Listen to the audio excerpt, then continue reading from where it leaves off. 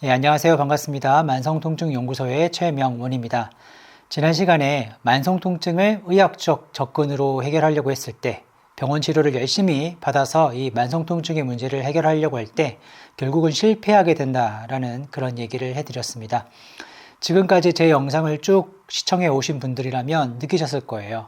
아, 이 통증이라는 게 다 같진 않구나. 만성통증은 무언가 다르구나. 라는 것을 좀 느끼셨다면 잘 따라오고 계십니다. 그러니까 이 만성 통증과 일반적인 통증은 달라요. 즉 내가 어디가 아픈데 이 아픔이 3개월 이상 좀 지속이 된다라고 하면 우리가 만성 통증이라고 하거든요. 내가 치료를 받았는데 뭐 병원에서 해라는 대로 치료를 다 받았는데도 불구하고 뭔가 낫지 않고 여전히 통증이 있거나 혹은 더 심해졌으면 그걸 우리가 통증이 만성화됐다라고 얘기합니다. 자, 그러면 이러한 통증을 어떻게 관리하는 게 좋을까? 이거에 대한 어떤 답을 좀 전해드리고 싶어서 오늘은 이 영상을 좀 찍게 되었습니다. 제 책이죠. 안녕통증이라는 책. 이 책에 보시면 다양한 일반인들이 좀 이해하기 쉬운 그런 통증의 여러 가지 개념들을 제가 설명하고 있습니다. 그래서 혹시 몸이 아프신 분들은 이 책을 한번 좀 읽어보시면 우리 통증 관리하는 데 좀 도움이 되실 거고요. 제가 예전에 한번 이 첫 장, 이 에필로그를 제가 가지고 좀 설명을 해드린 적이 있어요. 전체를 제가 다 읽지는 않을 건데, 오늘은 가장 마지막에 이렇게 나와 있는 만성통증 관리 10계명이라는 게 있어요. 그래서 이걸 가지고 제가 좀 말씀을 드리고자 합니다. 만성통증을 관리하는 데 있어서 10가지 지켜야 될 규칙이라고 보시면 됩니다. 이걸 잘 따르시면 여러분 만성통증에서 벗어날 수 있습니다. 기대되시죠? 첫 번째는 두려워하지 말랍니다. 네. 통증이 반드시 손상을 의미하지는 않습니다. 그래서 통증이라는 것이 있을 때 두려움이 많이 밀려올 거예요. 불안하실 거예요. 당연하죠. 그래서 그런 반응들을 좀 많이 줄여 나가는 게 좋습니다. 그게 혼자 하기 힘든 분들이 꽤 많으세요. 제가 주로 만나고 있는 이 만성통증 환자분들, 제가 치료하는 치료의 어떤 대상은 통증이 아니라 어쩌면 이 두려움, 불안이거든요. 그래서 그거를 낮추는데 제가 많이 도움을 드리니까 혼자서 하기 힘드시면 저를 좀 찾아오시면 제가 도움을 드릴 수 있습니다. 두 번째는 통증 관리의 주체가 되자입니다. 통증 관리의 주체가 되어야 됩니다. 사실 급성기 통증이고 신체적 이상이 분명한 뭔가 손상이 분명한 통증이라면 통증 관리의 주체는 자신이 안 될 수도 있죠. 의사 선생님이 그 원인을 제거해주는 뭐 수술을 한다거나 뭐 이렇게 되면 완치가 되겠죠. 그렇죠? 하지만 만성 통증은 그러지 않습니다. 만성 통증은 의사에게 내 몸을 맡기면 안 됩니다. 맡길 수는 있죠. 하지만 중요한 건 어디까지나 그 통증 관리의 주체는 자기 자신이어야 됩니다. 그래서 더 많이 공부하셔야 되고 더 철저하게 내가 이 내 몸 상태라든지 어떻게 해결해야 되는지에 대한 방법들을 많이 알고 계시는 게 좋습니다. 세 번째는 팩트 체크를 게을리 하지 마십시오. 팩트 체크를 하셔야 됩니다. 왜냐하면 몸이 아프니까 그리고 잘 안 나으니까 굉장히 많은 정보들을 얻으세요. 뭐 유튜브도 중요한 채널이기도 하죠. 그래서 굉장히 다양한 곳에서 정보를 얻는데 가짜 뉴스가 상당히 많습니다. 제가 볼 때도 좀 경악스러울 정도로 이상한 얘기들이 많고요. 어떤 제품을 팔거나 어떤 식품을 팔거나 어떤 치료를 팔기 위해서 사실은 별로 도움이 되지 않는데 이렇게 현혹하는 그런 가짜 뉴스들이 많습니다.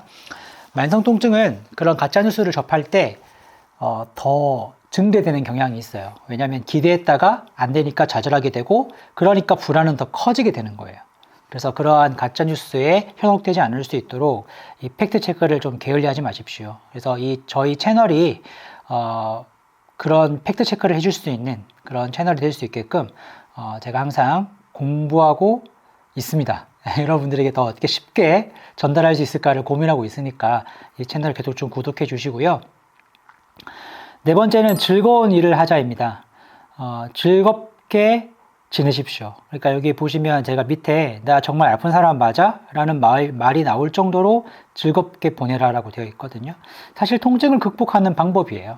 사실은 내가 미뤄왔던 내가 안 아프면 해야지 라고 했던 게 역시 여행이었다면 그 여행을 계획하면서 여행을 실행해 나가면서 그 통증을 좀 극복해 나갈 수 있어요. 그래서 그런 게 굉장히 중요할 수 있고요.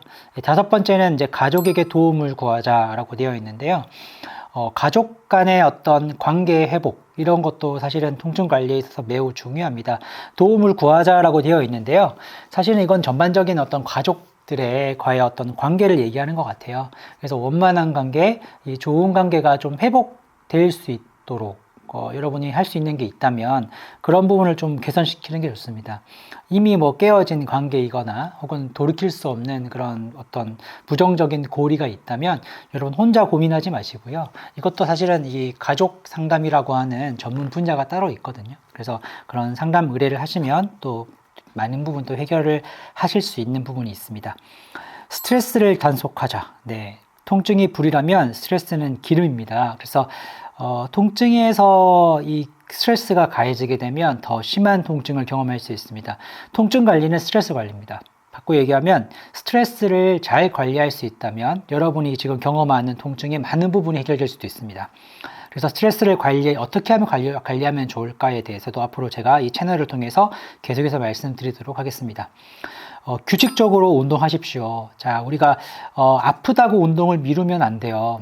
뭐 운동을 왜 해야 됩니까? 라고 얘기하면 운동하면 안 아파요 이런 얘기 하시거든요, 많은 분들이. 근데요, 운동해서 아프신 분도 있어요. 그래서 제가 드리고 싶은 말씀은 뭐냐면, 물론 운동을 하면 통증 감소를 일으킬 수 있는 그런 유익한 생리적인 반응도 우리 몸에는 있습니다만은 하지만 이제 안 아프기 위해서 운동하는 것보다는 더 중요한 건, 운동을 하게 되면 몸에 대한 자신감이 좀 커지게 되고요. 운동을 함으로써, 운동을 왜 하죠? 내 몸을 사랑하니까. 내 이 신체를 아끼고 돌보는 방법이 운동이에요. 그래서 사실은 내 몸 관리죠. 그래서 몸 관리를 하기 위해서 운동하신다 생각하시면 됩니다. 아파도 하셔야 될 부분입니다. 그리고 8번째는 엑스레이와 MRI 결과를 보고 좌절하지 말자. 되게 중요한 얘기예요. 많은 분들이 아프니까 계속해서 지속적인 검사를 합니다. 하지만 이제 엑스레이와 MRI 같은 이런 검사들은 기준들이 있어요. 이렇게 반드시 해야 될 경우들이 있거든요. 근데 만성통증 환자들이 반드시 어떤 걸 해야만 하는 그런 것에 특별하게 빠지는 경우가 잘 없어요. 아픔은 있지만 찍어봤자 그 결과가 정확하게 그러니까 그 통증을 해석할 수 있는 만큼의 어떤 손상이 있거나 그러지 않는 경우들이 많거든요. 그리고 혹시라도 그런 것들이 이제 계속 찍게 되면 자꾸 이제 그 불안은 커질 수밖에 없어요. 그래서 여러분들이 의지해야 될 거는 결국은 이런 엑스레이나 MRI가 아닙니다. 그래서 그런 것들 너무 많이 의지하지 마시고 또 거기에 너무 집착하지 않으셨으면 좋겠습니다. 9번째는 감정에 솔직해지자입니다. 왜 이걸 넣었냐면요, 만성통증을 바라보는 관점에서 제가 나중에 한번 이런 심리학적 관점을 좀 설명해 드릴 텐데, 심리학계에서는 어떻게 보냐면 만성통증을 그러니까 무조건 그렇다는 얘기는 아니지만 대체로 감정 표현이 서툰 사람들, 감정을 많이 억압시키는 사람들, 자기에게 어떤 분노라든지 뭐 이런 감정을 부정적이라고 생각해서 자꾸 눌러서 아닌 것처럼 그렇게 행동하는 사람들에게 이 신체 통증이 많이 발생된다라고 해요. 이 감정은 사실은 눌러야 될 대상이 아니라 적절하게 표현할 수 있어야 되고, 또 적절하게 그 감정을 이렇게 적응적으로 이렇게 내비칠 수 있는 게 좋긴 하거든요. 그래서 감정에 좀 더 솔직해지시고 자신의 감정도 잘 돌보시는 그런 기회로 이 통증을 삼으셨으면 좋겠어요. 10번째가 가장 중요한데, 당신의 인생을 살자입니다. 아프기 시작하면 자기 인생이 굉장히 축소되죠. 위협당하게 되고, 그리고 이제 치료에만 전념하면서 자기 인생이 없어지는 것 같은 느낌을 많이 받으세요. 그러니까 좀 우울해지시게 되는 건데요. 제가 이제 밑에 어떻게 적어놨냐면, 당신은 치료받기 위해 태어나지 않았다. 당신이 인생을 살기 위해 치료를 받는 것이다. 라고 되어 있습니다. 그러니까 여러분들의 인생을 살면 사실 이 통증이라는 거는 그렇게 큰 문제가 되지 않아요. 그런데 여러분의 인생을 놓치게 되면 통증에만 매달리게 됩니다.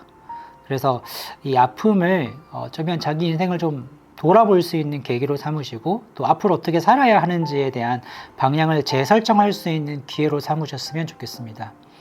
그러니까 만성통증 관리는 일반적인 통증 관리랑 달라요. 이런 급성기 통증이나 뭐 제가 알고 있는 그런 질환에 의한 이런 통증들을 보면 이런 얘기 잘 안 하거든요. 네. 그런데 만성 통증은 이렇게 관리해야 낫습니다. 그래서 다르다라는 것을 좀 염두에 두시면 좋을 것 같아요. 저는 만성 통증 환자를 볼 때 통증을 다룬다고 생각하지 않아요. 통증 반응을 다뤄요. 그러니까 통증으로 인해서 괴롭죠.